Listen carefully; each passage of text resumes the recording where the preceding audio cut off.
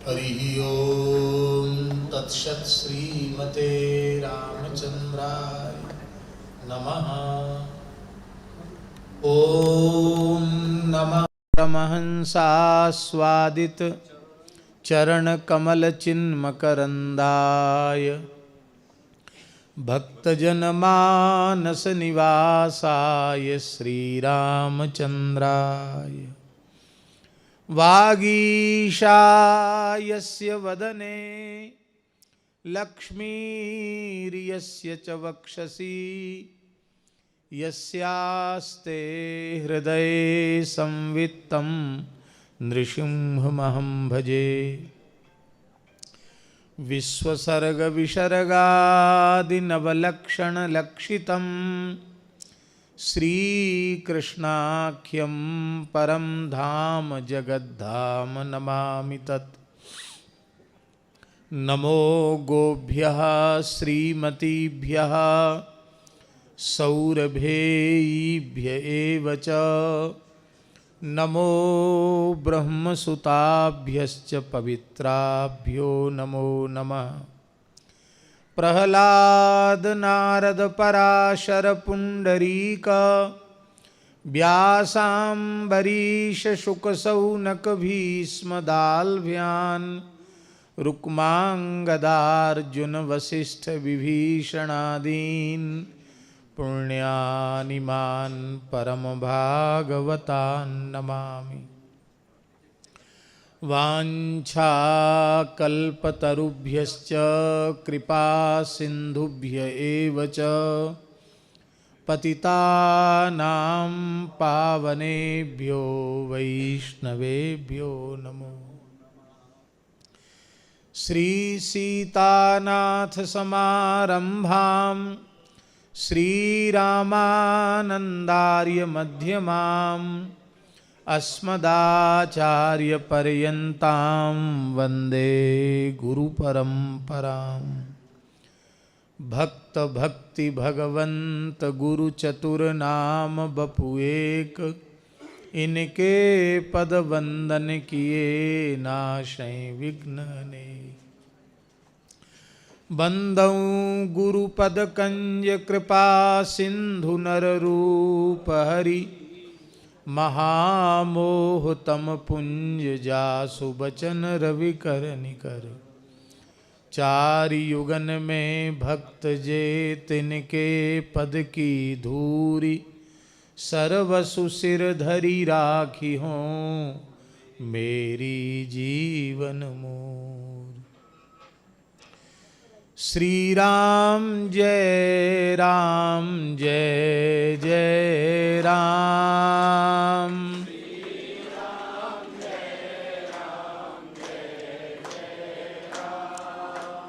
श्री राम जय राम जय जय राम।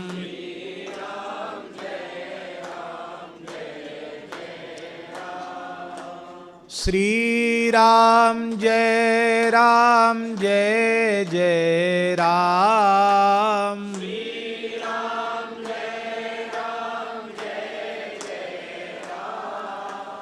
श्री राम जय राम जय जय राम।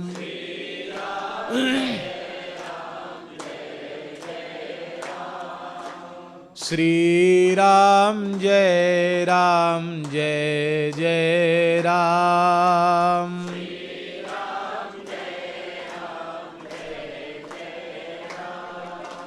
सीताराम जय सीताराम।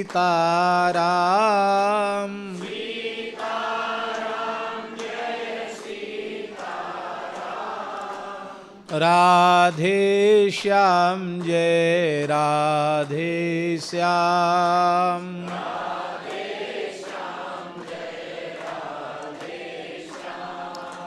जय रघुनंदन जय सिया राम।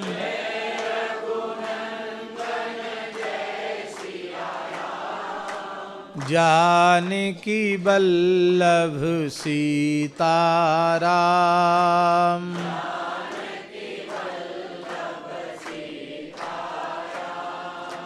कमला विमला मिथिला धाम,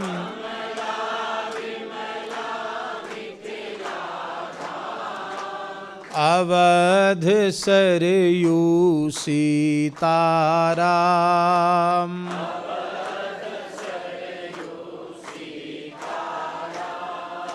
जय जय श्यामा जय जय श्याम,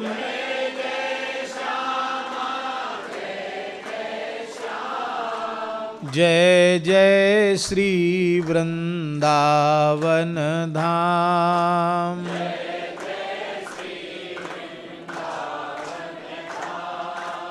जय गोवर्धन जय ब्रजधाम,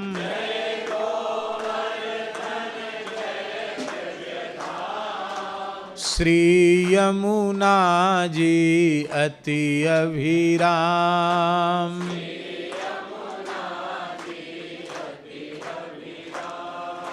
जय बरसानो जय नंदगाम,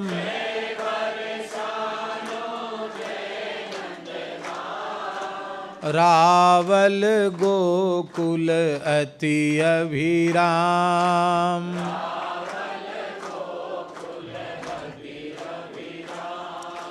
श्री राम जय जय राम।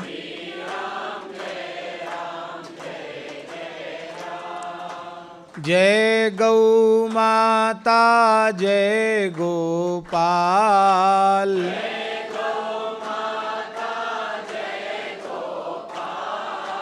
भक्त वत्सल प्रभु दीन दयाल।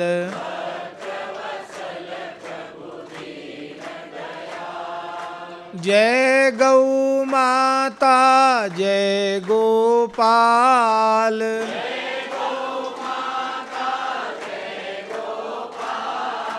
भक्त वत्सल प्रभु दीन दयाल।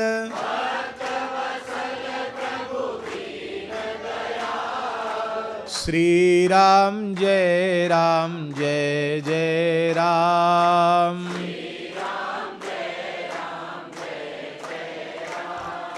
श्री राम जय जय राम।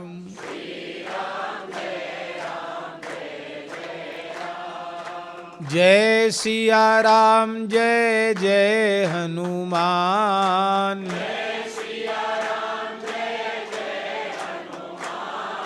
संकट मोचन कृपा निधान।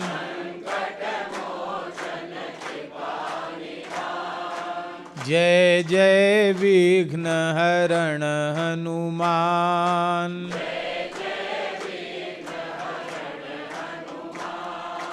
रक्षा कीजे श्री हनुमान।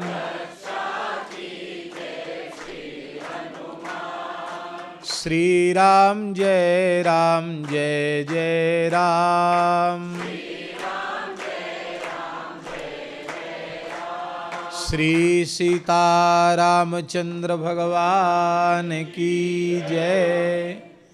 श्री वृंदावन बिहारी लाल की।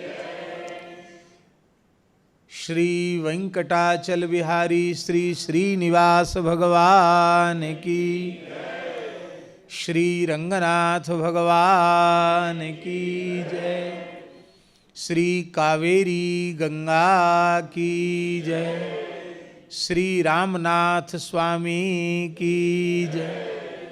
यज्ञेश्वरी जगज्जननी गौ माता की जय। अखिल गोवंश की जय। श्री जड़खोर गोधाम की जय। श्री पथमेड़ा गोधाम की जय। श्री सूरश्याम गोधाम की जय। श्री 84 कोस ब्रजमंडल धाम की जय। श्री सद्गुरुदेव भगवान की जय। सब संतन की जय। सब विप्रन की जय। सब भक्तन की जय, वैदिक सनातन धर्म की जय। जय जय श्री राधे, जय जय श्री सीताराम, हर हर महादेव, निताई गौर हरि वो। हरिशरणम भक्तवांछा कल्पतरु, भक्तवत्सल शरणागत वत्सल, भगवान श्री हरि की महती कृपा करुणा से हम आप सबका जन्म धर्म प्राण भारतवर्ष की पवित्र धरती पर हुआ, और वह जन्म भी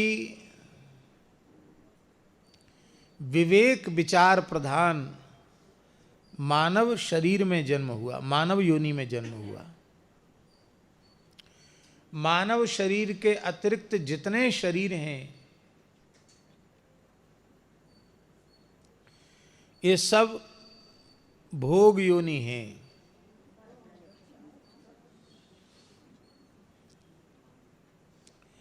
केवल कर्म फल भोग के लिए ही वे शरीर हमें मिले हैं।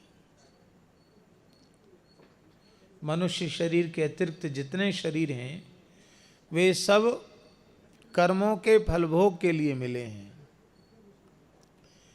केवल मनुष्य शरीर ही नवीन कर्म कर सकता है, भगवान की प्राप्ति कर सकता है, जो चाहे सो बन सकता है, जो चाहे सो प्राप्त कर सकता है। यह अधिकार भगवान ने केवल मनुष्य को ही प्रदान किया है। भगवान की अहेतुकी कृपा करुणा से हम सबका जन्म पहले तो धर्म प्राण भारतवर्ष की धरती पर हुआ, फिर मनुष्य के रूप में जन्म हुआ। अब तीसरी बात है कि मनुष्य के रूप में तो बहुत से लोग पैदा हुए हैं, हम कोई अलग से थोड़ी है। मनुष्य जन्म की सार्थकता किसमें है? मनुष्य जन्म की सार्थकता सत्संग में है। तो भगवान ने हमें भारतीय मनुष्य भी बनाया, और मनुष्य बनाने के साथ साथ मनुष्य जन्म का सर्वोत्कृष्ट फल सत्संग भगवान हमें अपनी अहेतुकी कृपा करुणा से प्रदान कर रहे हैं।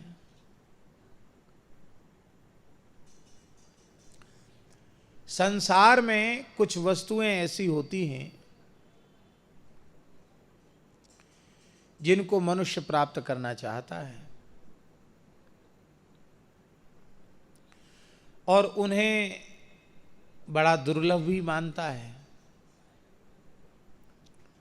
ऊंचे पद, ऊंची प्रतिष्ठा, ऊंची विद्या, इनकी प्राप्ति प्रायः सब करना चाहते हैं, उनको दुर्लभ भी मानते हैं।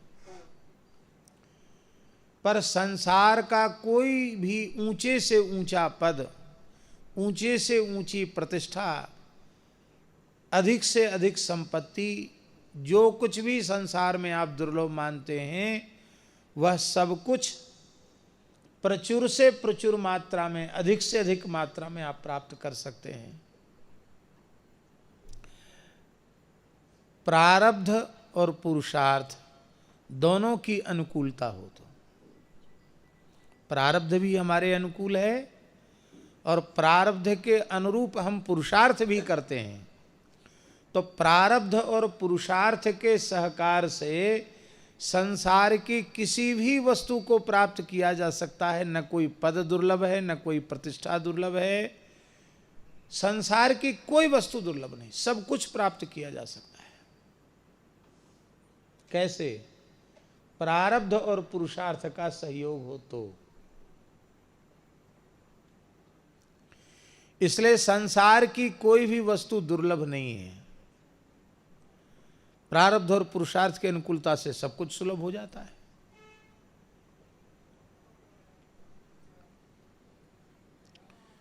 कोई चीज दुर्लभ नहीं। दुर्लभ किसे मानना चाहिए? क्या चीज दुर्लभ है? जो न पुरुषार्थ से मिले और न प्रारब्ध से मिले, केवल भगवान की अहेतुकी कृपा से मिले उस वस्तु को दुर्लभ मानना चाहिए।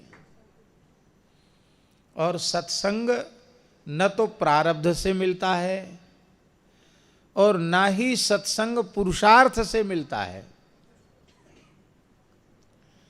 प्रारब्ध से भी सत्संग नहीं मिलता। प्रारब्ध से मिलता होता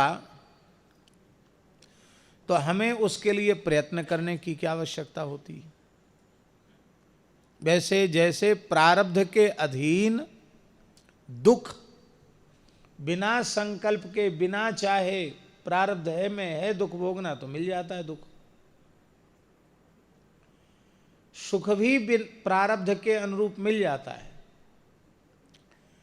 किंतु सत्संग प्रारब्ध से भी नहीं मिलता। तो पुरुषार्थ से मिलेगा, पुरुषार्थ से भी नहीं मिलता।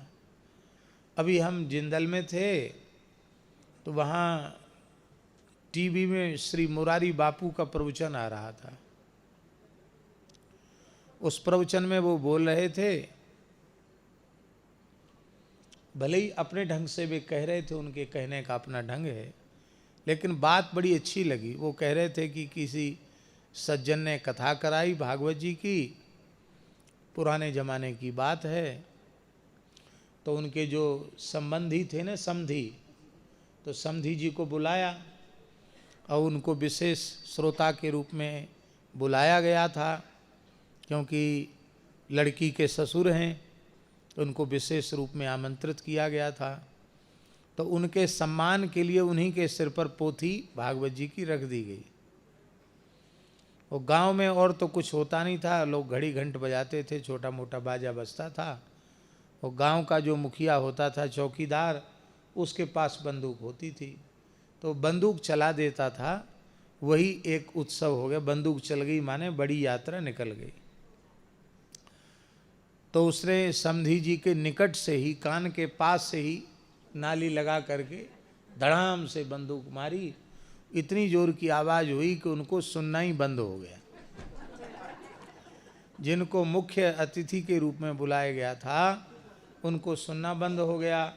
शर्म संकोच के मारे उन्होंने कुछ कहा नहीं किसी से, आपने चुपचाप जाके कथा में बैठ गए। अब व्यास जी क्या बोलते हैं उनको समझ में नहीं आता, सुनना ही बंद हो गया। तो थोड़ा बहुत अंदाजे से, इशारे से काम करते, कम बोलते। 7 दिन बीत गया, सोचे घर जाएंगे तो दिखाएंगे कान वान को, जैसा भी हो। ये तो गया, सुनने की शक्ति गई। तो पोथी कथा पूरी होने के बाद फिर से पोथी की यात्रा निकाली गई, मंदिर तक ले जाई गई। तो फिर उन्हीं के सिर पे पोथी थोड़ी देर यजमान ने रखी, फिर अपने समधी जी के सिर पे रखी। तो फिर चौकीदार ने बंदूक लगाई, गोली, तो फक से एक जोर की आवाज़ हुई, उनके कान का ढट्टा खुल गया। तो 7 दिन बैठे रहे, लेकिन उनको कथा सुनने को नहीं मिली।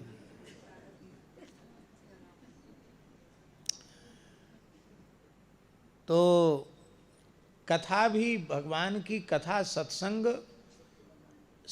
भले ही कोई ऐसी घटना चुटकुले के रूप में वो सुना रहे हों, घटी हो या न घटी हो, लेकिन इससे इतनी बात समझ में तो आई कि भगवान की कृपा के बिना कोई भगवत चर्चा श्रवण नहीं कर सकता।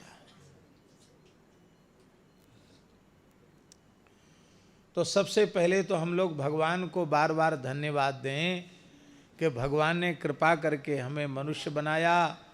हरि तुम बहुत अनुग्रह कीन्हो, साधन धाम विबुध दुर्लभ तन मोहि कृपा कर दीनो।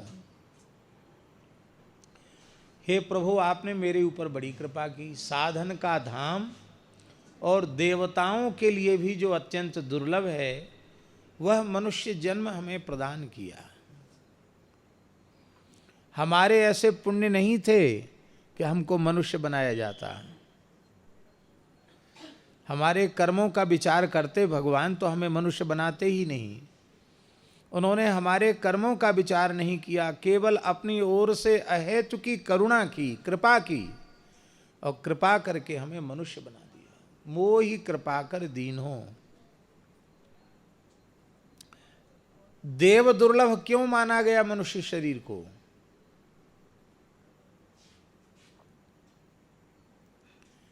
देवता का शरीर भी भोग शरीर है, पुण्य फल भोग के लिए वह शरीर मिला है।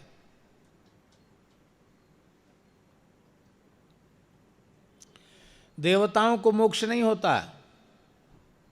हाँ, देवताओं को फिर से धरती पर पुण्य क्षीण होने पर मनुष्य जन्म प्राप्त करके भजन साधन करना पड़ता है, सत्संग करना पड़ता, तभी मोक्ष होता है।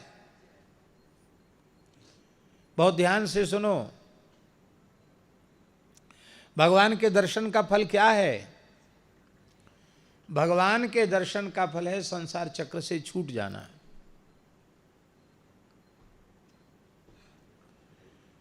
भिद्यते हृदय ग्रंथि छिद्यन्ते सर्व संशयाः क्षीयन्ते चास्य कर्माणि दृष्ट एवात्मनीश्वरे तस्मिन् दृष्टे परावरे।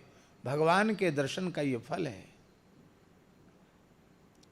अविद्या की गांठ खुल जाती है, सारे संशय समाप्त हो जाते हैं, कर्म राशि भस्म हो जाती है। अब कर्म राशि ही समाप्त हो गई तो कर्म से ही तो जन्म होता, कर्म ही भस्म हो गया तो जन्म नहीं, मोक्ष हो गया। और कुबेर के पुत्र नलकूबर मणिग्रीव नारद जी के शाप से वृक्ष योनि को प्राप्त हो गए। गोकुल में नंद महल के प्रांगण के वृक्ष बने यमलार्जुन। यमल माने होता जुड़वे अर्जुन के वृक्ष। और भगवान ने ऊखल बंधन लीला में ऊखल का स्पर्श करा के उन वृक्षों का उद्धार किया। कुबेर पुत्र नलकूबर मणिग्रीव का उद्धार भगवान ने किया। और वे भगवान की स्तुति भी कर रहे हैं। वाणी गुणानुकथने श्रवणौ कथायाम हस्तौ च कर्मसु मनस्तव पादयोर्नः स्मृत्याम शिरस्तव निवास जगत प्रणामे दृष्टि ही सताम दर्शनेस्तु भवत्तनूनाम। नलकूबर मणिग्रीव भगवान की स्तुति करते हुए कहते हैं कि हे प्रभु, आप ऐसी कृपा करें कि हमारी वाणी आपके गुणानुवाद का गायन करे, हमारे कान आपकी पवित्र कथा का श्रवण करें, हमारे हाथ आपकी सेवा पूजा परिचर्या में लगे रहें। वाणी गुणानुकथने श्रवणौ कथायाम हस्तौ च कर्मसु मनस्तव पादयोर्नः। मेरा मन आपके चरण कमलों के ध्यान में, चिंतन में लगा रहे। और ये सारा जगत आपका ही स्वरूप है ऐसा मानकर हे जगन निवास, हे जगन्नाथ, हे जगन निवास, इस सारी सृष्टि में मैं आपका दर्शन करता हुआ सबको प्रणाम करूं। और हे प्रभु, आपके चलते फिरते विग्रह जो वैष्णव हैं, संत हैं, भवत तनुनाम सताम, आपके जो स्वरूप हैं संत, उनका दर्शन हमारी दृष्टि करती रहे, ये प्रार्थना करते हैं। यह प्रार्थना कोई भक्त हृदय ही कर सकता है। इसका मतलब उन्हें भक्ति प्राप्त हो गई। बहुत ध्यान देने की बात है। भक्ति प्राप्त हो गई, भगवान का दर्शन प्राप्त हो गया, समझ में आ गया रहस्य, फिर भी गोलोक धाम नहीं गए, वैकुंठ नहीं गए, कहाँ गए? फिर से देवता के शरीर को प्राप्त हो गए। नलकूबर मणिग्रीव के रूप में अलकापुरी चले गए, कुबेर के घर में चले गए।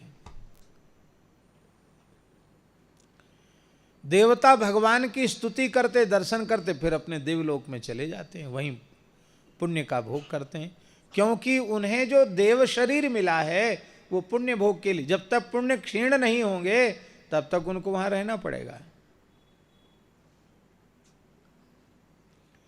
इसीलिए कहा सुर दुर्लभ। क्या कहा? हरि तुम बहुत अनुग्रह कीन्हो, साधन धाम विबुध दुर्लभ तन मोहि कृपा कर दीनो। देवताओं के लिए भी जो शरीर अत्यंत दुर्लभ है, वह शरीर आपने हमें प्रदान किया है। देवताओं को आप नहीं मिल सकते, देवता वैकुंठ नहीं जा सकते, भगवान के नित्य गोलोक को नहीं जा सकते, नित्य साकेत में नहीं जा सकते, हमको आपने सब कुछ दे दिया। हे प्रभु, कोटिहु मुख कही जात न प्रभु के एक एक उपकार। हमारे रोम रोम में जीव हो जाए, बोलने की शक्ति आ जाए, और हम भगवान की कृपा का वर्णन करना चाहें तो रोम रोम से बोलने की सामर्थ्य होने पर भी हम कृपा का वर्णन नहीं कर सकते। ऐसी कृपा आपने हमारे ऊपर कर रखी है, बहुत कृपा की। पर प्रभु क्या करें, हम तो बड़े लालची आदमी हैं। आपने इतनी कृपा कर दी कि मैं करोड़ों मुखों से उसका वर्णन नहीं कर सकता, फिर भी हमारा तो पेट भरा नहीं, हमको तो और लोभ लग गया और लालच लग गया कि आपने इतनी कृपा की है तो और करो।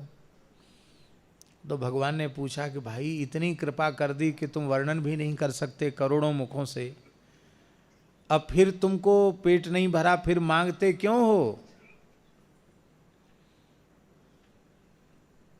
हम किसी उदार व्यक्ति के पास पहुंचे और उसने अत्यंत उदारता पूर्वक हमको अपनी सामर्थ्य से भी अधिक दे दिया। तो क्या उस व्यक्ति से कोई भी बुद्धिमान व्यक्ति द्वारा कुछ मांगता है? उसको लगता है भले आदमी, एक ही आदमी को उठा के सब घर दे देंगे, सारी संपत्ति दे देंगे। नहीं मांगता है, न मांगता है, न मांगना चाहिए।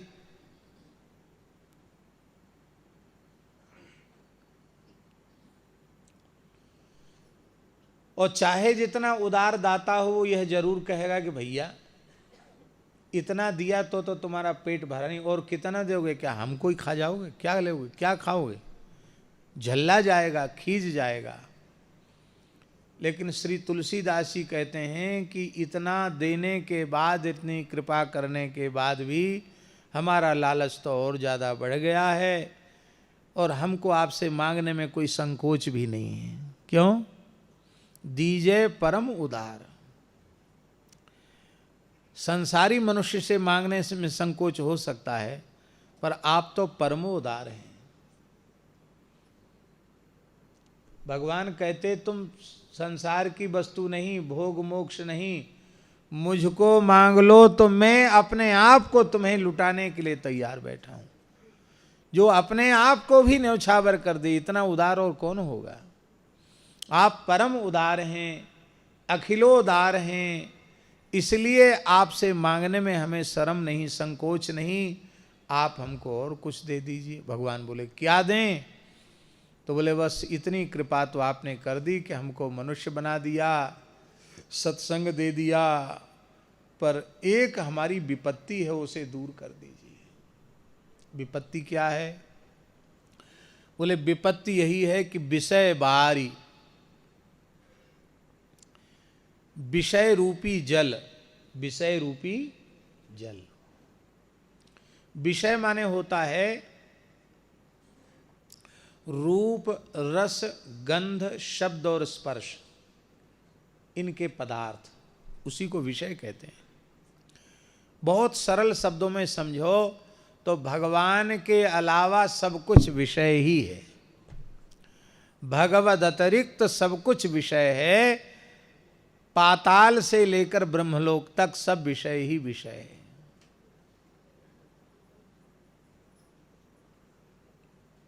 सब विषय है। विषयवारी, विषय रूपी जल से हमारे मन रूपी मछली को बड़ा भारी प्रेम है। विषयवारी मन मीन, भिन्न नहीं होत कबहु छिन एक। विषय रूपी जल से हमारा मन रूपी मछली कभी अलग नहीं होना चाहता। हर जगह विषय चाहिए, भोग चाहिए।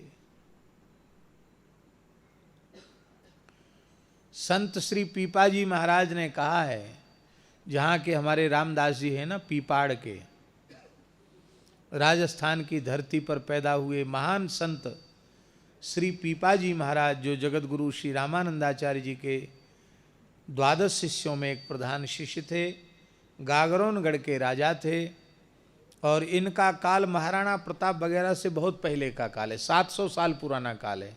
महाराणा प्रताप का तो 500 साल का काल है, इनका 700 वर्ष पुराना काल है श्री पीपाजी महाराज का।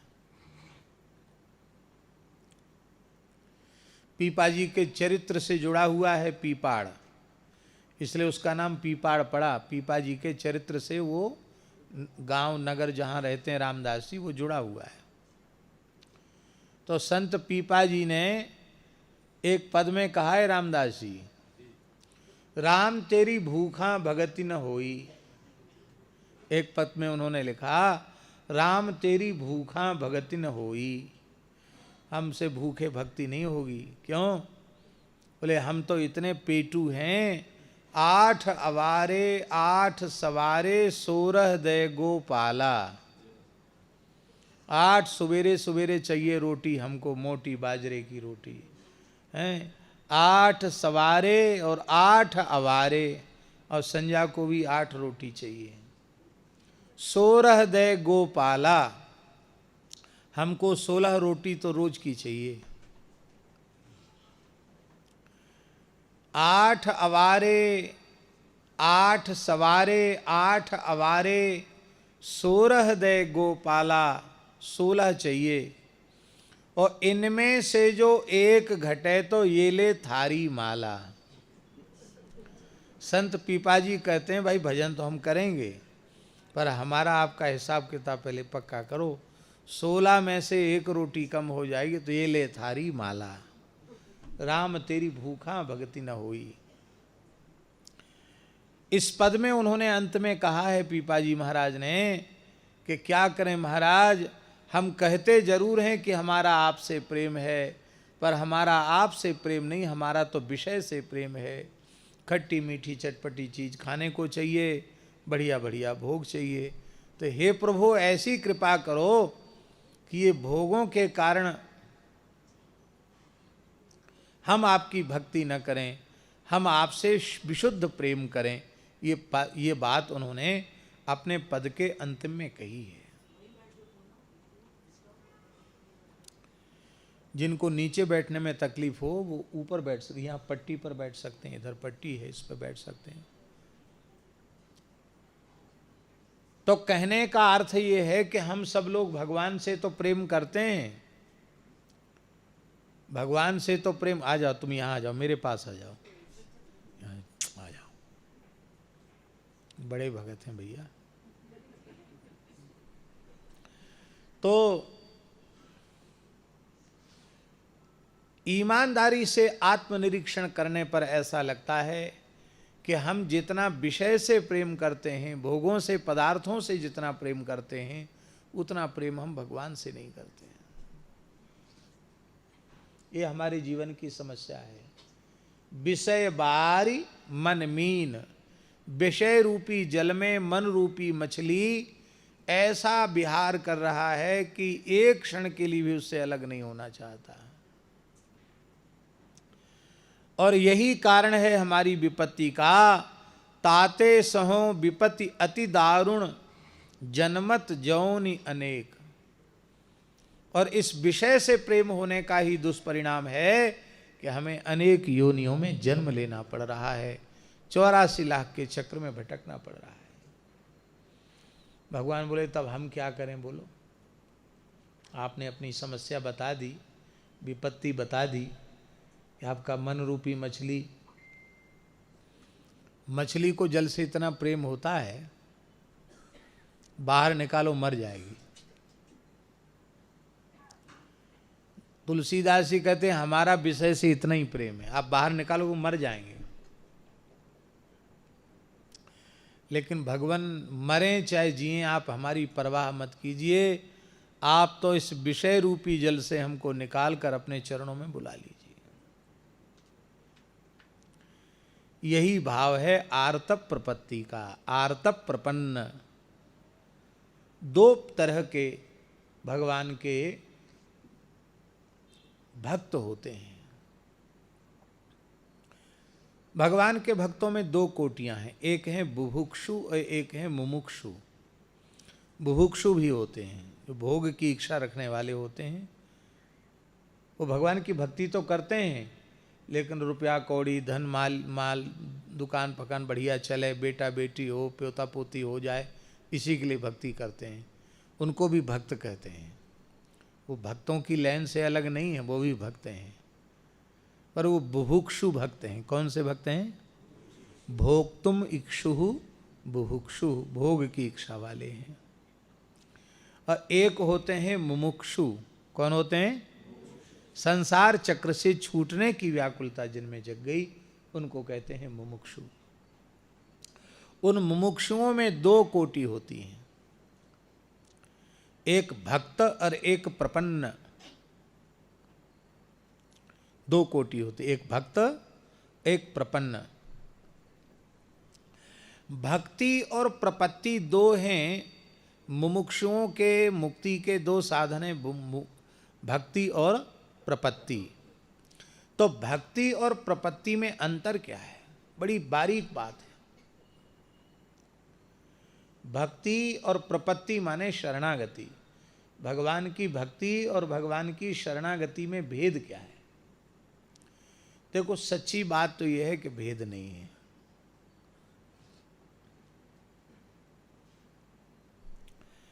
ऐसा समझ लो कि भक्ति है बीए एमए की डिग्री और प्रपत्ति है पीएचडी डीलिट। प्रपत्ति क्या है? समझे नहीं समझे? बिना एमए किए, स्नातक हुए बिना, कॉलेज पूरा किए बिना आप पीएचडी तो नहीं कर सकते, डीलिट नहीं कर सकते। पूरी पढ़ाई उसके लिए पढ़नी पड़ेगी। इसलिए भक्ति के बाद प्रपत्ति है। भक्ति का सारतम जो स्वरूप है उसी का नाम है प्रपत्ति। पर अंतर इतना है कि भक्ति में अंतिम क्षण तक भगवान के स्मरण की अनिवार्यता है। आखिरी क्षण तक भगवान की याद बनी रहनी चाहिए, और नहीं हिरन की याद आएगी तो हिरन बनना पड़ेगा, चाहे भजन किया हो तो भी। राजर्षि भरत को हिरन बनना पड़ा। और शरणागति में क्या है माता जी? शरणागति में ये है कि अब ठाकुर जी याद करें, हमने हृदय से स्वीकार कर लिया कि हम केवल भगवान के ही हैं और केवल भगवान ही मेरे हैं। ये मैंने पक्की बात स्वीकार कर ली। अच्छे से अच्छे हैं तो भगवान के हैं, अब मान लो बुरे से बुरे हैं तो भी हम भगवान के ही हैं। हम जानते हैं कि कोई ऐसा निंदित कर्म नहीं है जो हमसे हजारों हजारों बार न बना हो। न निंदितम कर्म तदस्ति लोके सहस्रशो यन्न मया व्यधायि सोहम विपाकावसरे मुकुंद क्रंदामि संप्रत्य गतिस्तवाग्रे। कौन सा ऐसा कर्म है, दुष्कर्म है, जो हमसे हजारों हजारों बार इस शरीर से और पिछले शरीरों से न बना हो, और उनका फलभोग उपस्थित हुआ तो हम करुण क्रंदन करने लगे। पर हे नाथ, हम चाहे जैसे बुरे से बुरे हैं तो भी आपके ही हैं, क्योंकि संप्रत्य गति ही, आप ही एकमात्र मेरी गति हैं। मैं आपके आगे न रोऊं तो किसके आगे रोऊं? हे प्रभु, आप इस आशा में मत रहिए कि मैं बड़ा धर्मात्मा हूं। न धर्मनिष्ठोस्मि, धर्मनिष्ठ नहीं हूं। मैं ज्ञानी भी नहीं हूं, न चात्मवेदी, आत्म तत्व का साक्षात्कार भी मुझे नहीं हुआ है, ज्ञानी भी नहीं हूं। भक्त हो बोले न भक्तिमास्त्वत् चरणार विंदे, आपके चरणों में मेरी भक्ति भी नहीं है। भगवान बोले बताओ, ज्ञान निष्काम ज्ञान योग, निष्काम कर्म योग, भक्ति योग, यही तो गीता में हमने कल्याण के साधन बताए। और तुम तीनों में अपना नाम कटवा रहे हो कि हम तीनों के लायक नहीं हैं, तो तुम्हारा कल्याण कैसे होगा? बोले ये भी हम नहीं जानते कि कल्याण होगा कि अकल्याण होगा, ये भी हम नहीं जानते। क्यों? हम तो आपको जानते हैं। अच्छा हो तो आपकी इच्छा से हो, बुरा हो तो आपकी इच्छा से हो, हम कुछ नहीं जानते। हम कुछ जानते ही नहीं हैं, हम आपको जानते हैं। आप करो चिंता हमारे कल्याण की। हम इतना जानते हैं कि हम आपके हैं, चाहे बुरे से बुरे तो आपके हैं। आप अच्छा मानते हैं तो भी आपके हैं, और बुरा मानते तो भी आपके हैं। संप्रत्य गतिस्तवाग्रे न धर्मनिष्ठोस्मिन् चात्मवेदी न भक्तिमास्त्वच्चरणारविंदे अकिंचन। अकिंचन का अर्थ है आपके अतिरिक्त हमारा अपना कहलाने के लिए इस पूरे ब्रह्मांड में कोई दूसरा नहीं है। और ये बात बिल्कुल सच्ची है, केवल समझ में आने की देर है। अपना कहलाने लायक क्या है बताओ? किसी एक चीज को बता दो कि अपनी कहलाने लायक है। आप तो बाबा जी हैं, आपको क्या पता? ये मकान हमारे पिताजी का पैतृक मकान है, इसकी पक्की लिखा पड़ी है, रजिस्ट्री हुई है, ये तो हमारी है। हैं? आप कैसे कहते कि कौन सी वस्तु आपकी? हम उस पर कानूनी हकदार हैं, ये हमारा घर है। चलो ठीक है, आपको तो विरासत में मिला है, वल्दियत में मिला है पिताजी की। आपके पिताजी के नाम से थी, पिताजी कहाँ ले गए इसको? बोलो।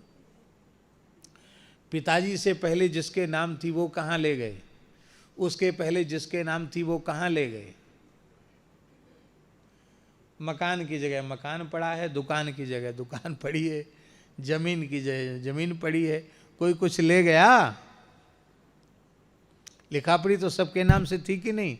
सब धरी रहेगी कि नहीं धरी रहेगी? क्या है अपना? अपना होता तो ले जाते। न घर है, न परिवार है, न शरीर है।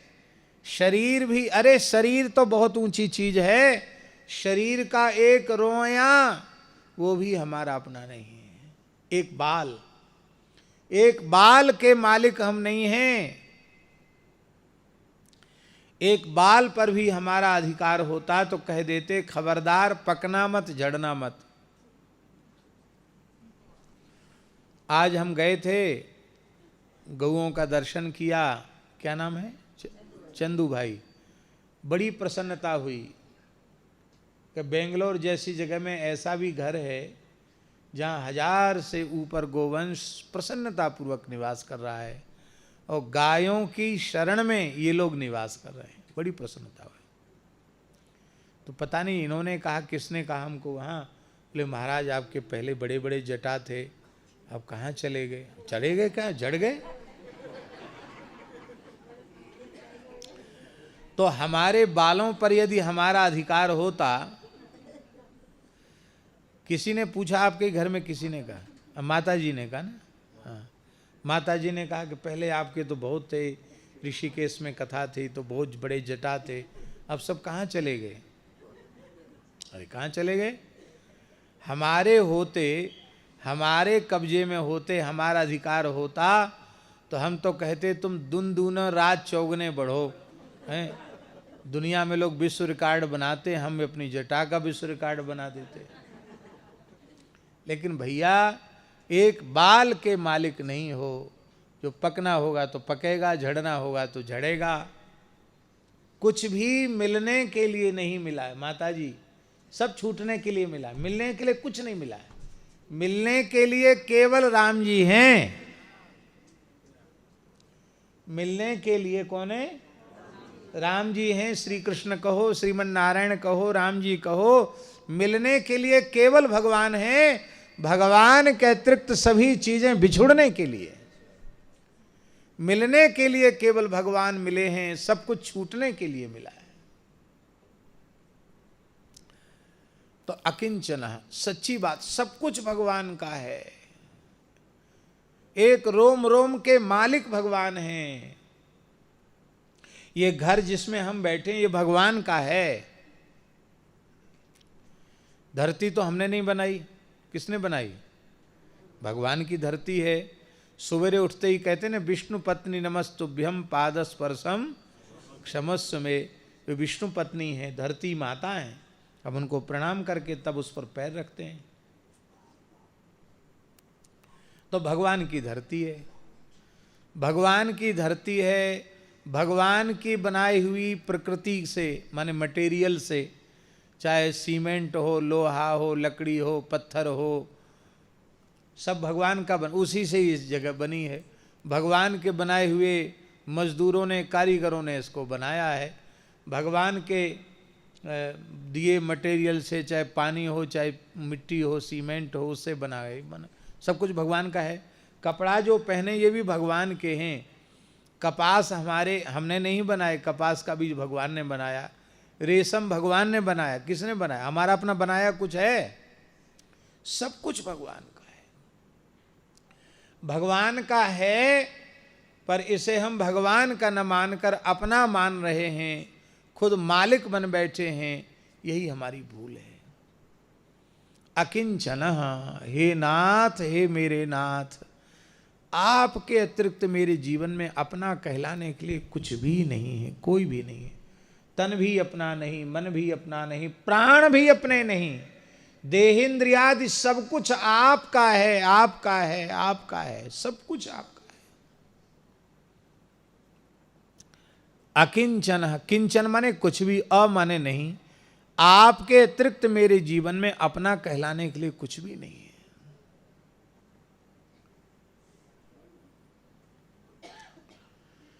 भगवान बोले कि नहीं है तो हम क्या करें, और कहीं चले जाओ, हमारे माथे क्यों पड़ रहे हो? तो बोले अनन्य गति ही, अनन्य गति ही। अनन्य गति माने आपको छोड़कर मेरी दूसरी गति ही नहीं, मैं कहाँ जाऊं? विनय पत्रिका में एक बात तुलसीदास जी ने बड़ी प्यारी कही। उन्होंने कहा, जो मोहि अति ही घिनात, यदि आपको हमसे घृणा लग रही हो, करे बड़ा खराब आदमी है, बड़ा बेकार है, तो ऐसा करो, हमें तो आपके जैसा खोजने से दूसरा कोई मिला नहीं। आपको अपने जैसा कोई दूसरा मिल जाए तो आप हमको उसे सौंप दीजिए।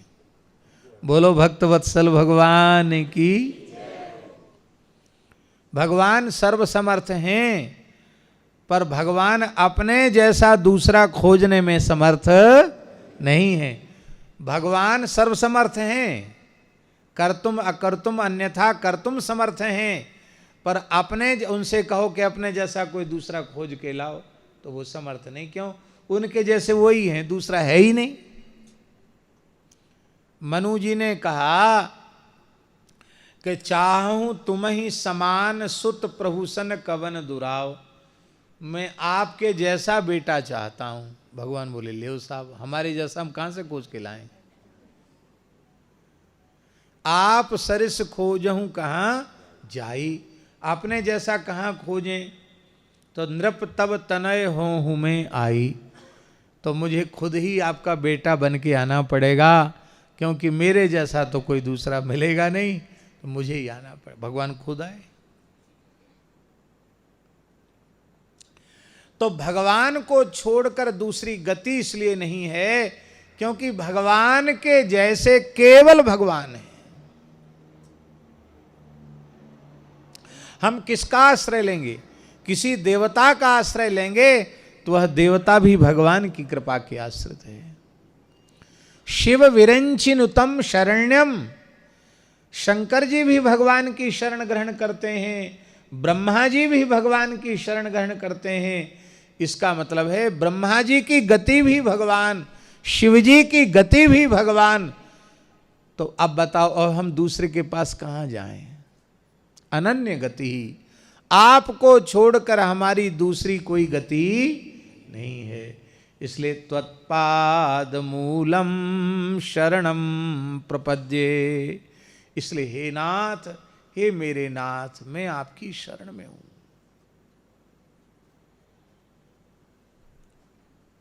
अब शरण में हो गए।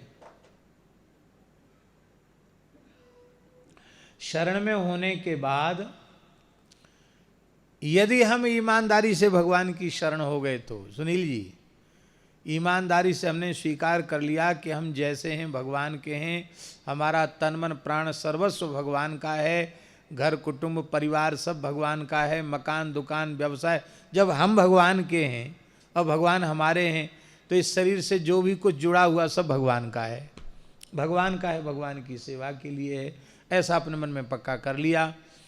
अब हमारा कल्याण होगा कि नहीं होगा ये भी चिंता भगवान करें, हम क्यों करें? अच्छा एक बात बताओ, ये हमारे सामने प्रेम निधि जी बैठे हैं, ये ध्रांगध्रा के हैं, गुजरात के हैं। सुरेंद्र नगर जिले में एक बड़ा प्राचीन नगर है ध्रांगध्रा, वहाँ के हैं। इनके पिताजी बड़े भक्त हैं, खूब नाम लिखते हैं, बहुत सत्संगी हैं, बड़े भक्त। ये तो यहाँ नौकरी करते हैं। अब इनकी गोद में इनका पुत्र है, इनकी गोद में इनका लड़का बैठा है, और इनको तो अपनी बहुत कुछ चिंता करनी पड़ेगी। जो हमने पूछा नहीं किस ऑफिस में कहाँ क्या काम करते हैं, जो भी काम करते हैं वो काम धंधे की, अपने व्यवहार की चिंता इनको करनी पड़ेगी। ये जो लड़का गोद में बैठा है इसको चिंता करनी पड़ेगी। वो तो मस्त है, वहीं सो भी जाएगा, और उसे ये भी नहीं पता कि यहाँ सत्संग चल रहा है, भूख प्यास लगी तो रोने लग जाएगा, यहीं मचल जाएगा, और पिता को लाख काम छोड़ के उसकी इच्छा पूरी करनी पड़ेगी। छोटा बच्चा चिंता करता अपनी क्या?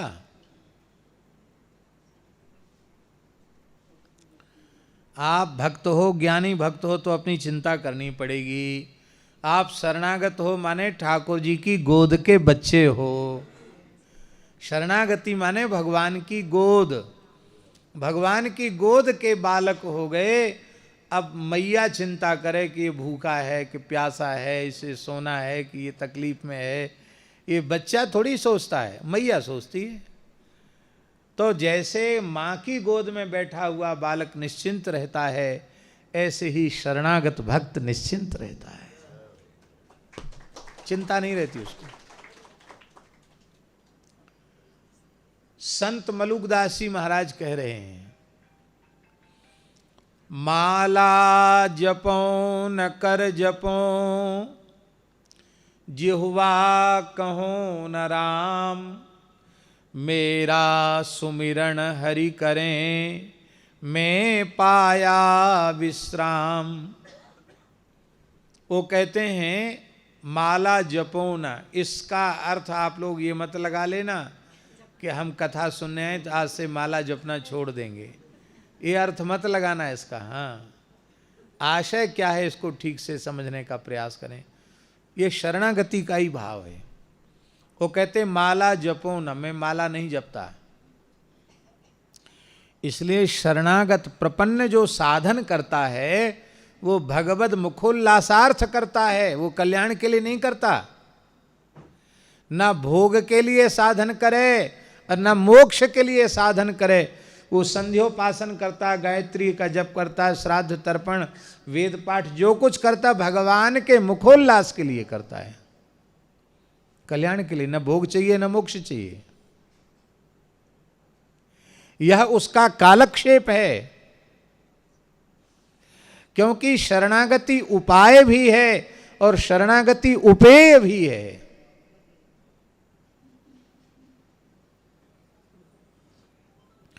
इसलिए शरणागति में दूसरे साधन को ग्रहण किया नहीं कि शरणागति जय सिया राम नष्ट हो जाएगी।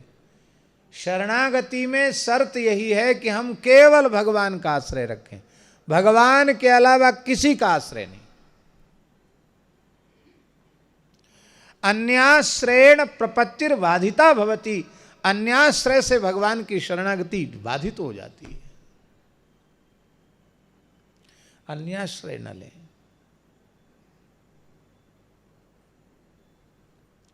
क्या कह रहे थे हम, याद दिलाओ।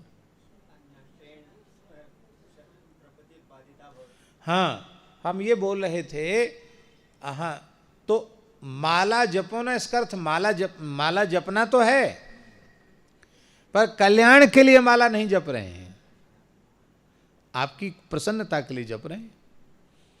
माला जपो ना, माला नहीं जपता तो बोले ठीक है, करमाला जप लेते होगे, उंगलियों पर जप लेते होगे, न कर जपो, करमाला भी नहीं जपता, तो जिह्वा से राम राम करते होगे। कहते जिह्वा कहूं न राम, जिह्वा से भी राम राम नहीं करता। अरे भाई कैसे बाबा जी हो, कैसे महात्मा हो, माला नहीं जपते, करमाला भी नहीं जपते, जिह्वा से भी हरि नाम नहीं लेते, तो तुम्हारा कल्याण कैसे होगा? ले राम जी जाने होगा कि नहीं होगा, हम क्यों चिंता करें। माला जपो न कर जपो, जिह्वा कहो न राम, क्यों? मेरा सुमिरन हरि करें, मैं पाया विश्राम। क्या है? मेरा सुमिरन हरि करें। अब हमारी याद भगवान, हम तो भगवान की याद करते थे, अब भगवान याद करें हमारी। मेरा सुमिरन हरि करें। हम तो राम राम खूब जप लिया, अब भगवान की गर्ज हो तो मलूक मलूक जप लिया करें। मेरा सुमिरन हरि करें, मैं पाया विश्राम। इसका तात्पर्य क्या है? देखो, छोटा बच्चा अपनी मां की गोद में जाना चाहता है तो रोता है, मचल जाता है, और माँ के पास काम धंधा बहुत है, तो माँ उसको कुछ मिठाई देना चाहती, टॉफ़ी दे दे, मिठाई दे दे, चॉकलेट दे दे कि बच्चा बहल जाए उसमें, और बच्चा ने फेंक दिया मिठाई, तो फिर माता खिलौना देती है, और खिलौना भी फेंक दे तो रोना बंद ही ना करे। तो जब माँ देखती है कि हमारे सारे उपाय व्यर्थ हो गए, ये किसी में राजी नहीं है, ये तो गोद में आए बिना चुप नहीं होगा, तो लाख काम पड़े हो मैया, सब काम त्याग कर बच्चे को झपट कर गोद में ले लेती है। और अब तक तो बालक रो रहा था, माँ माँ कह के रो रहा था, अब बालक गोद में आ गया तो बालक तो दूध पी रहा है, मस्ती से सो गया, और मैया क्या कहती, राजा बेटा, मुन्ना बेटा, अच्छा बेटा, मैया जपने लग जाती है। तो माने भगवान रो रो करके साधन करके, प्रेम पूर्ण साधन करके भगवान की गोद मिल गई, ये हुई भक्ति, भगवान तक पहुंच गए, ये हुई भक्ति। अब भगवान की गोद में पहुंच गए, ये हो गई प्रपत्ति, शरणागति। हम जिसकी गोद में हैं वो हमारी चिंता करे, हैं, मेरा सुमिरन हरि करें, मैं पाया विश्राम, ये शरणागति है।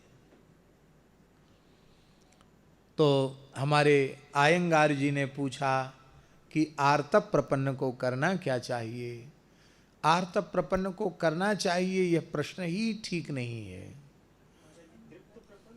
हाँ, तो अब भक्त और भक्ति और प्रपत्ति दो साधन हैं मुमुक्षु में, बुभुक्षु और मुमुक्षु। मुमुक्षुओं में दो हैं, एक भक्त और एक प्रपन्न। प्रपन्न में दो भेद हैं, एक द्रप्तप प्रपन्न और एक आर्तप प्रपन्न। द्रप्तप प्रपन्न वे हैं जो भगवान की प्राप्ति की भी व्याकुलता नहीं रखते। ध्यान में ही बात, केवल ये स्वीकार कर लेते हम भगवान के हैं, भगवान हमारे हैं, अब ये जो जीवन है ये भगवान का दिया हुआ है, इसका एक एक क्षण भगवान के लिए है। मुरलीधर जी, वैष्णवता किसको कहते हैं? हमने अपने गुरु जी से पूछा एक बार, वैष्णवता क्या है? तो उन्होंने कहा भक्ति क्या है? उन्होंने कहा अव्यर्थ कालत्वम वैष्णवत्वम। महाराज जी ऐसे ही सूत्र बोलते थे। सवेरे का समय था तो कई बार उनका मन होता तो हिंदी नहीं बोलते, संस्कृत ही बोलते। महाराज जी वैष्णवता क्या है? तो बोले अव्यर्थ कालत्वम वैष्णवत्वम, एक क्षण भी जो व्यर्थ न गमावे उसी का नाम है वैष्णव। एक क्षण को बर्बाद न करे। महाराज जी कहते थे 3 चीज़ें संभाल लो, कण न व्यर्थ जाए, मन न व्यर्थ जाए और क्षण न व्यर्थ जाए, तो तुम्हारा जीवन सफल हो जाएगा।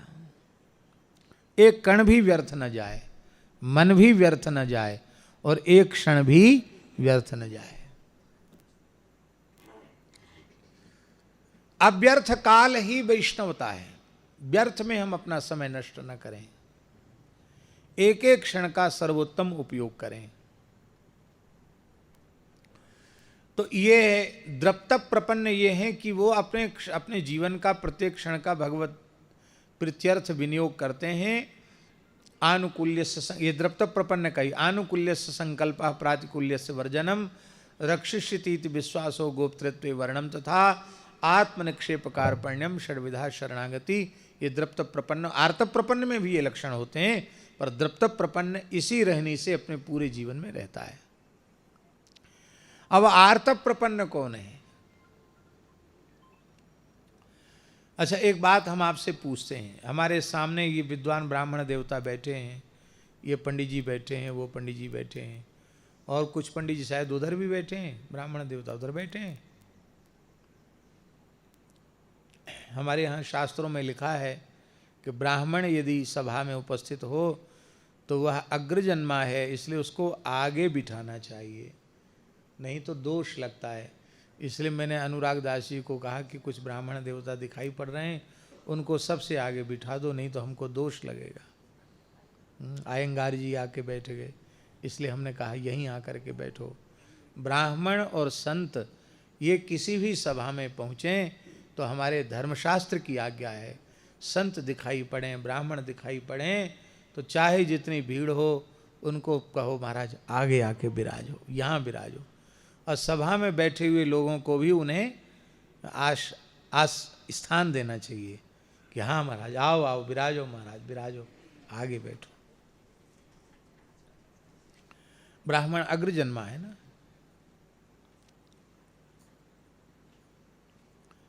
क्या कह रहे थे, याद दिला?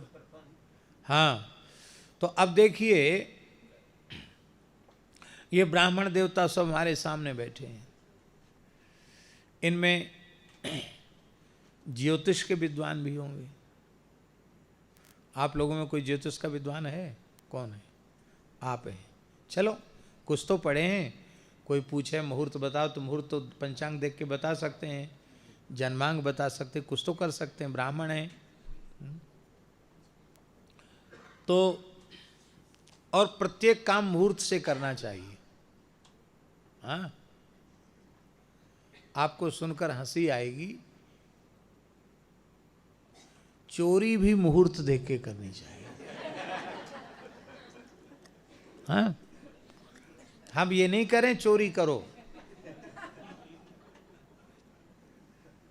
श्रीमद् वाल्मीकि रामायण में जटायु कह रहे हैं भगवान श्री राम से कि प्रभो रावण ने गलत मुहूर्त में चोरी की है, इसलिए आप चिंता मत करो, वो तो खानदान के सहित नष्ट हो जाएगा।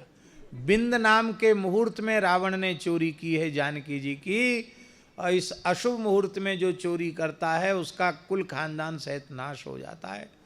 बताओ, हमारे यहाँ पक्षियों को भी ज्योतिष का ज्ञान था कि चोरी जैसा काम भी बिना मुहूर्त के नहीं करना चाहिए।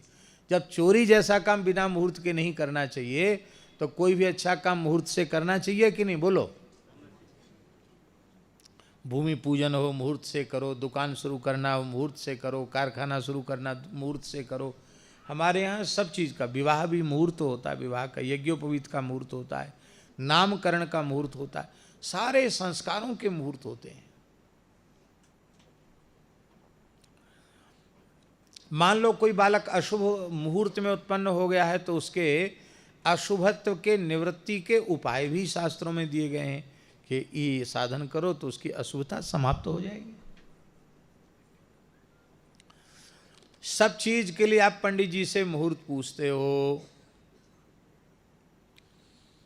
और घर में आग लग जाए मान लो किसी के, अब वो इतना भक्त है ब्राह्मणों का कि बिना पूछे कोई काम नहीं करता, तो क्या किसी पंडित जी से पूछेगा कि महाराज मेरे घर में आग लगी है, आप थोड़ा पंचांग देखकर मुहूर्त बताओ, हम किस मुहूर्त में घर छोड़ें। सब काम के लिए मुहूर्त पूछना पड़ेगा, पर घर में आग लगी हो तो किसी से भी मुहूर्त पूछने की जरूरत नहीं है। प्राण बचाने के लिए तुरंत घर छोड़ के भाग जाओ। इसी को कहते हैं आर्त प्रपत्ति। जब यह अनुभव होने लग जाए कि इस संसार में भवाटवी में भयंकर भव की दावाग्नि में मैं जल रहा हूं, अब संसार में कोई काम हमारा शेष बचा नहीं, हे नाथ अब आपका वियोग मुझसे असह्य हो रहा है, अब आपका वियोग मैं सहन कर नहीं सकता हूं। और कितने दिन रखोगे आपको संसार में, हमको हमारा कोई काम नहीं है, हे नाथ जल्दी करो, अपनी शरण में ले लो।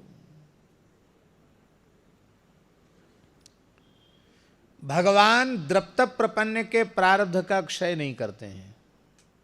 क्यों नहीं करते हैं? क्योंकि वो तो भगवान की कृपा से भोग रहा है। पर आर्त प्रपन्न है, भगवान देखते तो प्राण ही त्याग देगा, और इसके कोई कर्म शेष रह जाएंगे तो फिर जन्म लेना पड़ेगा। तो जन्म ले तो हमारी भक्ति शरणागति की महिमा क्या हुई? तब भगवान क्या करते हैं, उस आर्त प्रपन्न के प्रारब्ध को भी तत्काल खत्म कर देते हैं।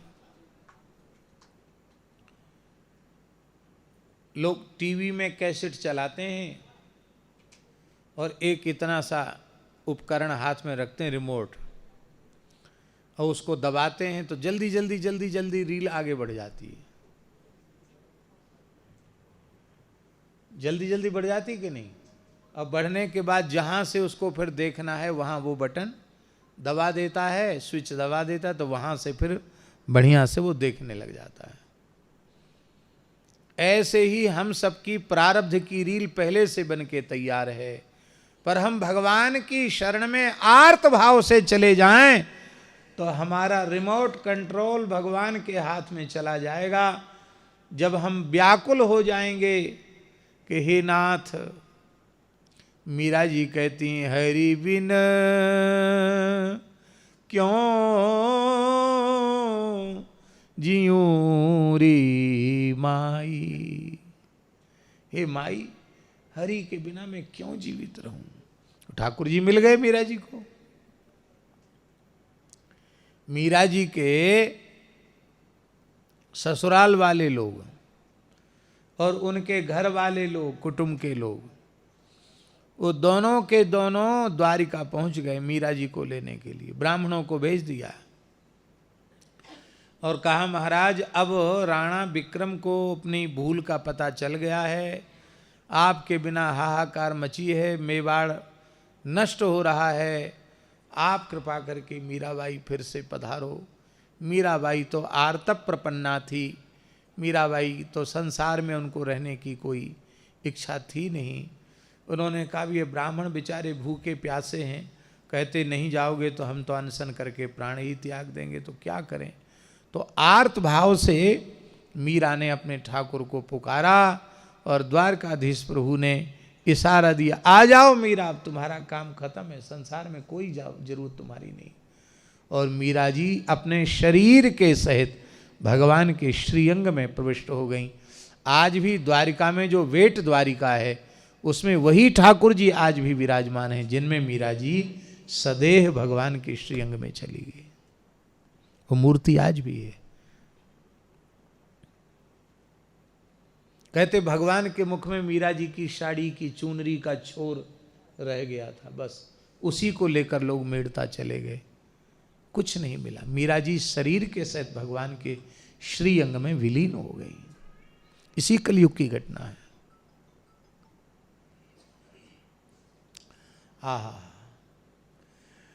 तो इसलिए यह अनुभव जब हो जाए कि संसार में भयंकर आग लगी हुई है और इस आग से हम अपने आप को कैसे बचावें, तो हे नाथ, हे मेरे नाथ, मैं आपकी शरण में हूं, मेरी रक्षा करो। बस यह है आर्तप प्रपत्ति।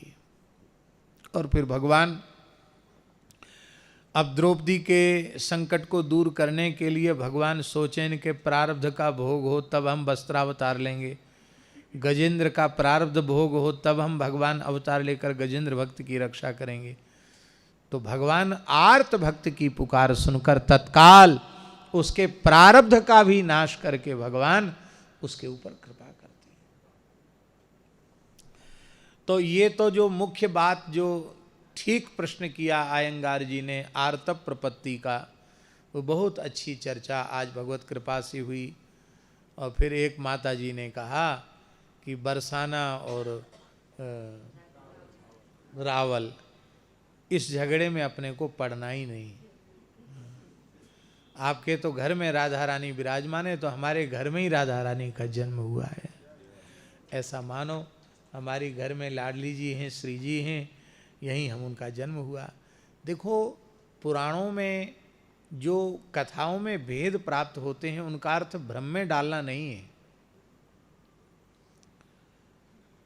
क्वचित क्वचित पुराणेषु प्रभेदो यदि दृश्यते, यदि प्रभेद दिखाई पड़े तो कल्प भेदेन तत्सर्वम समाधेयम मनीष भी, कल्प भेद से उसका समाधान करना चाहिए। तो उसमें एक भाव ये है कि कल्प भेद से रावल ग्राम में भगवत श्री राधा रानी का जन्म हुआ, और फिर जब गोकुल से ठाकुर जी नंदगाम की ओर चले गए तो उसी समय वृषभान जी भी रावल से बरसाना आ गए। तो एक प्रमाण तो ये भी शास्त्रों में उपलब्ध है। तो रावल राधा रानी की प्राकट्य भूमि है और उनकी लीला भूमि क्रीड़ा भूमि बरसाना है। दूसरा यह भी प्रमाण प्राप्त होता कि बरसाना में राधा रानी का जन्म हुआ। तो कल्प भेद से किसी कल्प में बरसाना में भी प्रकट भई और किसी कल्प में रावल में प्रकट हुई। तो इसमें अपने को क्या अंतर है? अपने को कोई इसमें समस्या नहीं है। और दूसरी बात यह है कि अब बरसाना वाले कहते नहीं वो तो बरसाना में ही प्रकट हुई, और रावल वाले कहते नहीं नहीं वो तो रावल में ही प्रकट हुई। तो ये तो ठीक है, रावल वाले ये उनको कहना ही चाहिए कि रावल में प्रकट हुई, और बरसाने वालों को भी यही कहना चाहिए कि बरसाने में प्रकट हुई। कासगंज में एक जगह कथा हो रही थी, राम कथा। तो एक बंसल जी करके एक बहुत अच्छे बड़े विद्वान थे बंसल जी, कितने लोगों को उन्होंने पीएचडी डिलीट कराया था, बहुत बड़े विद्वान थे, और उनके पास बहुत पांडुलिपियों का संग्रह भी था। हमारे महाराज जी से बड़ा प्रेम था, तो उन्होंने कुछ साक्ष्य दिए। बोले तुलसीदास जी सोरों के थे। आप लोग कहते हैं कि चित्रकूट के पास बांदा जिले में राजपुर गांव के थे, वो ठीक नहीं है। ये सही सही हम शोध करता, हमने तो इस पर शोध कराया है विद्यार्थियों को। सोरों के थे दो तुलसीदास जी महाराज। और ठीक है, तो हमने कहा कि आप लोग कहते हैं कि वो सोरों जी के थे, क्योंकि गोस्वामी जी ने कहा कि हमने अपनी बचपन में सूकर खेत में कथा सुनी थी। सूकर खेत माने सोरों जी। तो बचपन का अर्थ है तब अति रहो अचित, बहुत छोटे थे, मतलब जन्मभूमि। इसी को लेकर आप लोग प्रमाण प्रस्तुत कर रहे हैं कि सोरों के थे। और अयोध्या के पास गोंडा जिले में भी सूकर क्षेत्र है, वहाँ भी एक राजपुर गांव है, लोग कहते यहाँ के थे। और चित्रकूट वाले कहते कि चित्रकूट क्षेत्र के बांदा जिले में जो राजपुर गांव है यमुना जी के किनारे, वहाँ के तुलसीदास जी थे। हमने कहा हम वृंदावन वाले हैं, तो वृंदावन में यमुना जी है ही हैं, और वृंदावन के निकट ही राजापुर गांव है, राजपुर गांव है। तो हम कहेंगे हमारे तो तुलसीदास जी राजपुर गांव के थे। तो वे बहुत हंसे, बोले भाई देखो बड़े जो लोग होते हैं, चाहे भगवान हो चाहे संत हो, उनके लिए सब चाहते हैं कि हमारे यहाँ के थे। तो मूल बात है राधा रानी से संबंध जोड़ने की, हैं, इस झगड़े में नहीं पड़ना। ठाकुर जी कहाँ के? ठाकुर जी कहाँ के नहीं हैं, सब जगह के ठाकुर जी हैं।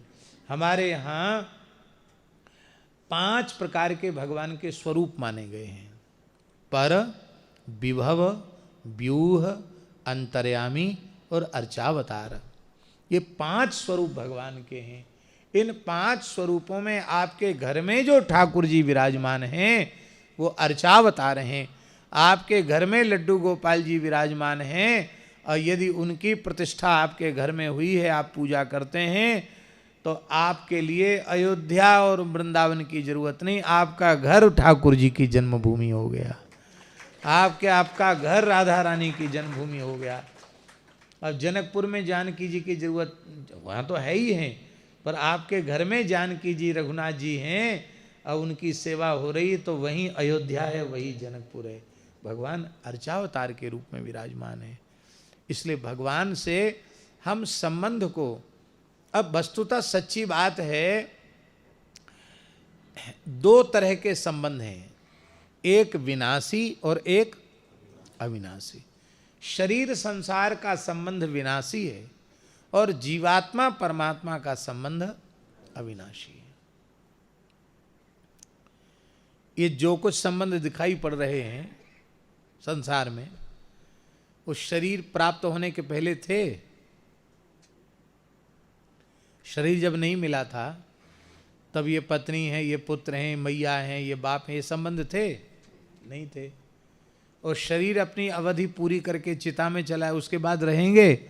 उसके बाद भी नहीं रहेंगे। पर जब शरीर नहीं मिला था तब भी हम राम जी के थे, और जब शरीर नहीं रह जाएगा तब भी हम राम जी के ही रहेंगे। इसलिए हमारा पक्का और सच्चा नाता भगवान से है, भगवान ही हमारे अपने हैं। पर ये भाव की दृढ़ता बिना नाम जप के प्राप्त नहीं होती है। इसलिए खूब नाम जप करो। मेरी प्रार्थना है हाथ जोड़ करके कि किसी को पता न चले, पर चलते फिरते आपके नाम जप होना चाहिए, सोते सोते नाम जप होना चाहिए। कहाँ तक हैं, शरीर अपनी क्रिया कर रहा हो, मलमूत्र त्याग के काल में भी मेरे विचार से भगवान की विस्मृति नहीं होनी चाहिए। उस समय भी भगवान की याद बनी रहनी चाहिए। हर समय भगवान की याद बनी रहे, हर समय। बाहर दिखाने की जरूरत नहीं है, पर भीतर से भगवान की याद बनी रहे। थोड़ी देर के लिए भगवान की विस्मृति हो जाए तो तद विस्मरणे परम व्याकुलता। भगवान के विस्मरण में हृदय में बड़ी व्याकुलता हो जानी चाहिए। हाय हाय, हमारा सर्वस्व लुट गया, हमारी बहुत बड़ी हानि हो गई। अभ्यास डाल लो, यात्रा में जाएंगे तो राम राम करते जाएंगे, आएंगे तो राम राम करते हुए आएंगे। जरूरी बात कोई फ़ोन पर करनी है, करनी पड़ेगी, कर लेंगे। धंधे की बात है, करनी कर लेंगे। लेकिन जैसे ही थोड़ा भी अवकाश मिला कि ज्यों नागरिको चित्त गागर में, ऐसे ही हमको भगवान के नाम में अपना चित्त लगा करके रखना बहुत आवश्यक है। एक आहार शुद्धि के बिना चित्त शुद्ध नहीं होता है। और आहार शुद्धि में जो वस्तु भगवान को भोग नहीं लग सकती है, उस वस्तु को आहार के रूप में नहीं लेना। वेद लक्षणा भारतीय देसी गाय के दूध दही घृत से बने हुए पदार्थ ही भगवान को भोग लगाने, और उसी को आहार के रूप में शुद्ध सात्विक वस्तु ग्रहण करना और नाम जप करना और नित्य सत्संग करना। मेरी प्रार्थना है आप कुछ मत करो, इतना काम पक्का और निश्चय पूर्वक करो। घड़ी देख अपने घर में एक निश्चय कर लो कि इतना समय हम निकाल सकते हैं। 24 घंटे में 1 घंटे का समय पक्का कर लो। उस समय घर में टीवी नहीं चलेगी, रेडियो नहीं बजेगा और कोई काम नहीं होगा। सब काम छोड़ करके, मोबाइल वगैरह भी स्विच ऑफ करके 1 घंटे भगवान के सामने बैठ जाओ। आधा घंटे घड़ी देख के कीर्तन। ऐसे नहीं कर सकते आप तो स्वामी जी की कैसेट लगा लो, किसी संत की कीर्तन, उसके साथ कीर्तन करो आप। ऐसे आपको सुविधा नहीं है। आधा घंटे कीर्तन करो और आधा घंटे कोई भी एक व्यक्ति बैठ करके किसी सदग्रंथ का वाचन करने लग जाए। गीता, भागवत, रामायण, महाभारत, इतने ग्रंथ हमारे पास। हम लोग बड़े धनाढ्य हैं।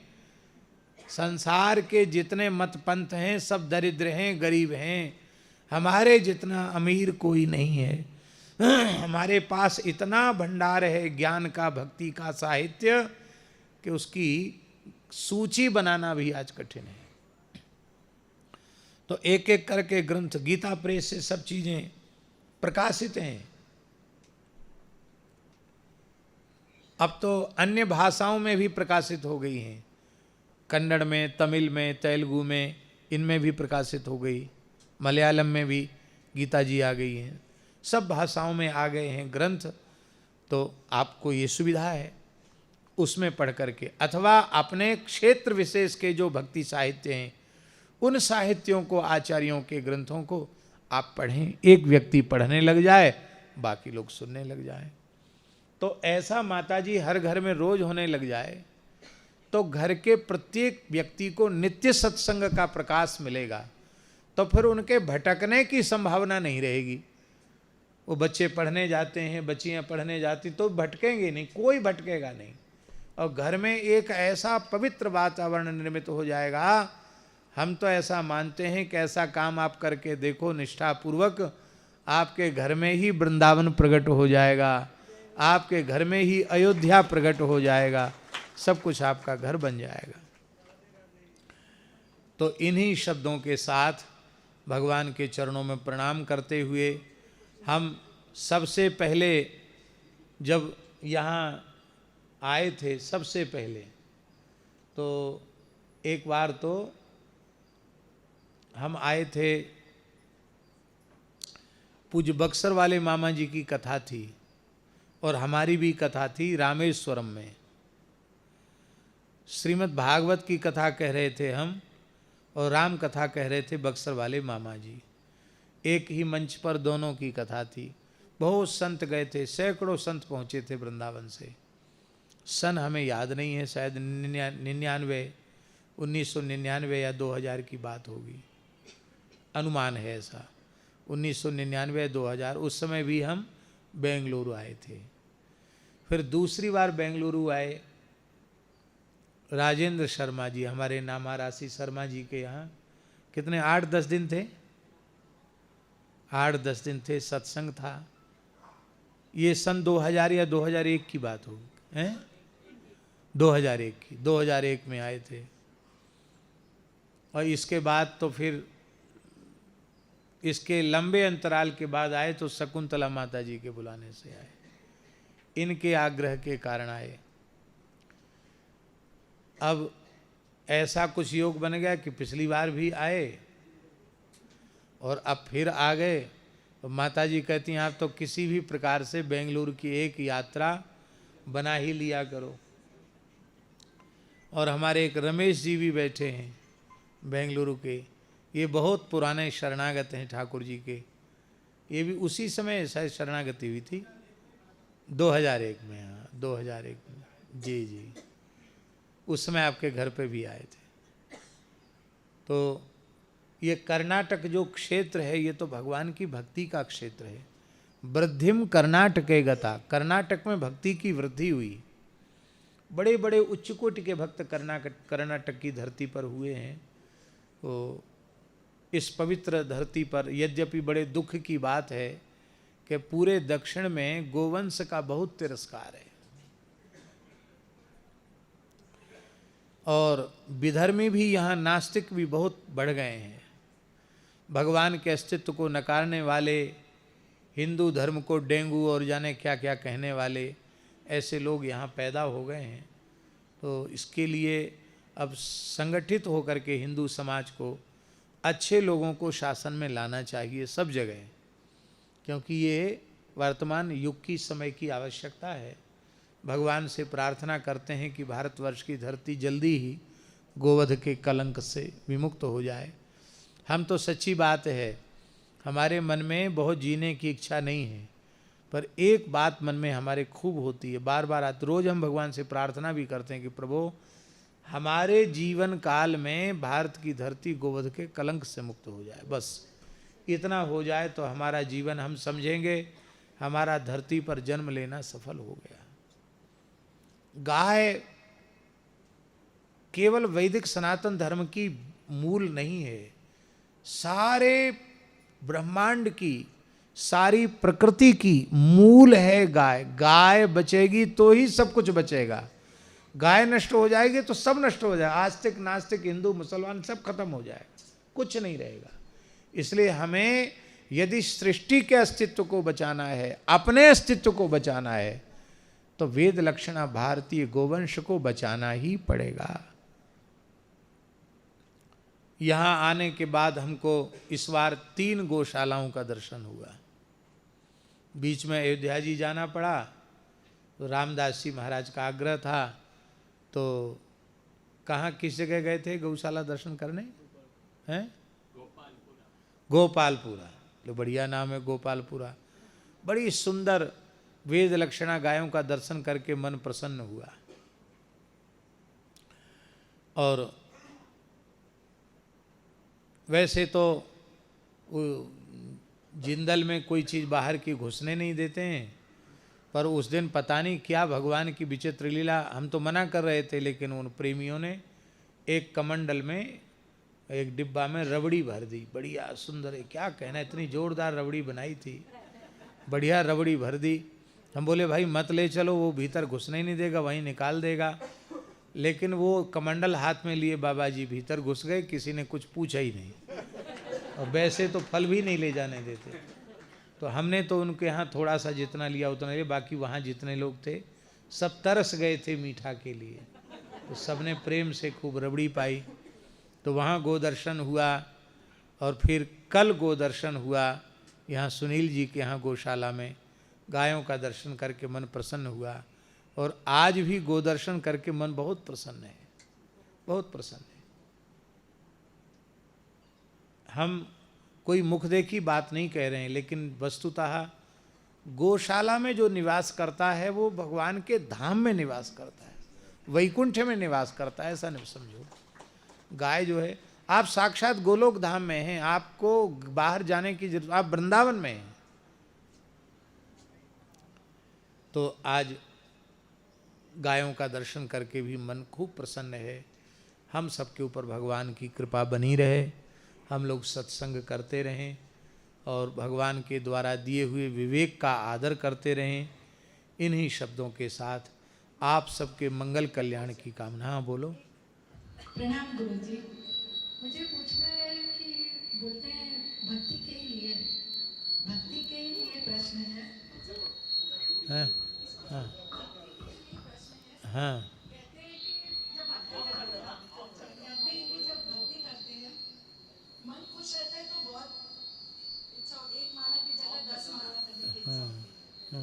मगर जब मन थोड़ा सा विचलित होता है तो उस टाइम भक्ति करने का मन नहीं होता है। कहते हैं दुख में सुमिरन सब करे, सुख में करे। मगर हमें, मैं अपनी बात बता रही हूँ, सुख रहता है, बहुत आनंद रहता है। और अच्छा, एक बात हम आपसे पूछते हैं, एक बात हम आपसे पूछते हैं, जो लोग सुखी संपन्न हैं उनके घरों में काम करने वाले लोग आते हैं कि नहीं आते हैं? कभी तो उनका मन काम में बहुत बढ़िया से लगता है, और कभी उनका मन नहीं लगता, तो भी वो काम करते हैं कि नहीं करते हैं? नहीं करेंगे तो आप वो कह दें कि हमारा मन नहीं लग रहा आज काम करने का, झाड़ू पोछा कुछ नहीं करेंगे हम, और 2-4 महीना में 10-5 दिन तो ऐसा जरूर होगा कि मन न लगे उनका, और वो 10-5 दिन कह दें कि आज तो हमारा बिल्कुल मन कुछ नहीं करने का है, आज तो तुम ही बना के बढ़िया बढ़िया हलवा पकौड़ी हमको खिलाओ। आप कहोगे भैया हाथ जोड़ते तुम्हारे, हम दूसरा कोई आदमी देख लेंगे, हम काम नहीं कर, हम तुमको काम पर नहीं रखेंगे।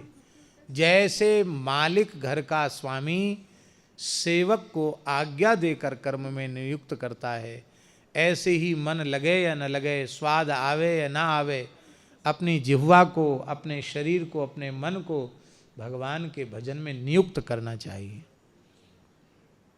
और ऐसा नहीं, मन, एक महात्मा थे, एक सच्ची घटना सुनाए आपको। रामदास जी एक महात्मा थे, ये हमारे वृंदावन में जो पल्ली पार में मान सरोवर है ना, राधा रानी मान सरोवर के आगे गंगा जी की नहर है, वहाँ एक महात्मा रहते थे, गौड़िया संत थे, बंगाली थे, बड़े नाम जापक थे, 3.5 लाख नाम नित्य करते थे, और मधुकरी मांग के ब्रजवासियों के घर में रोटी मांग के खा लेते और भजन करते।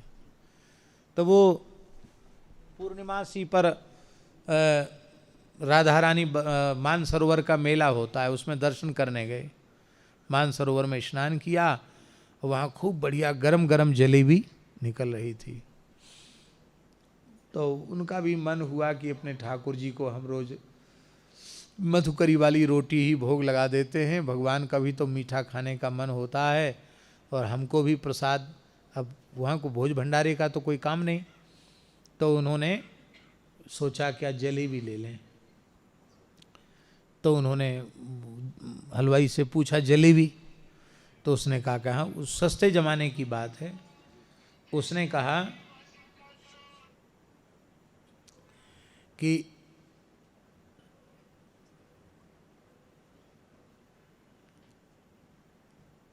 और मतलब उस समय की बात है कि जब 1 रुपए की 1.5 सेर जलेबी आ जाती थी, 1 रुपए की 1.5 सेर जलेबी आ जाती थी।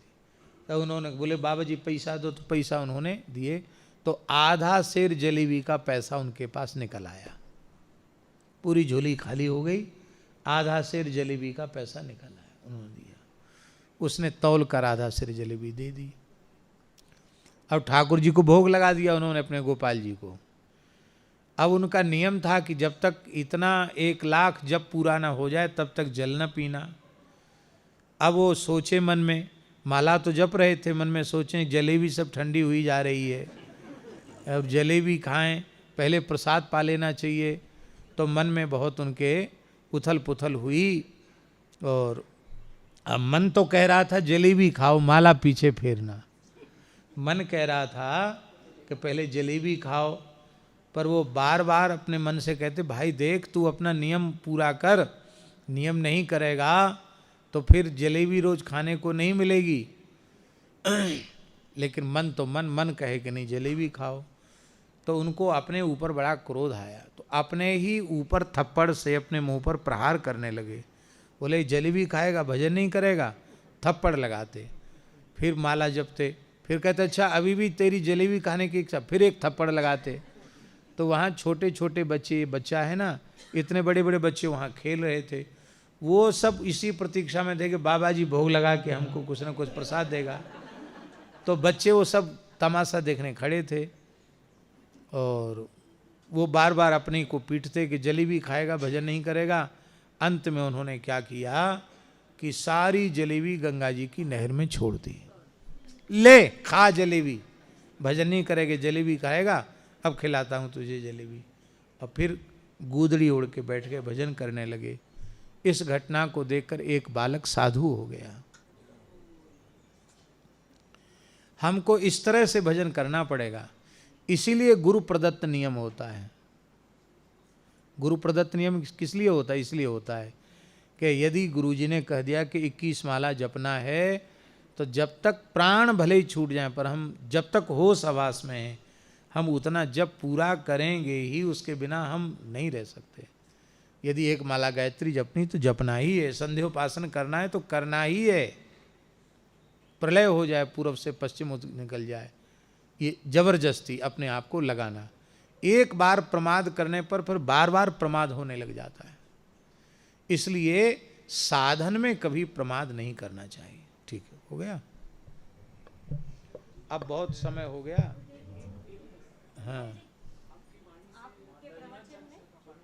जी, हाँ बोलो। हाँ।